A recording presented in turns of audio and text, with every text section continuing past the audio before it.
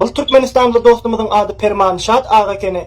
Bu dostumuz näme dip ýazypdyr meniň videoma kommentaryda. Gelin okalyň. Salamu aleykum Zerip bey. Türkmenistanly we Afganistanly türkmen doganlarymyzy ikisini goşup bir şer aýtsaňyz şat bolardyk.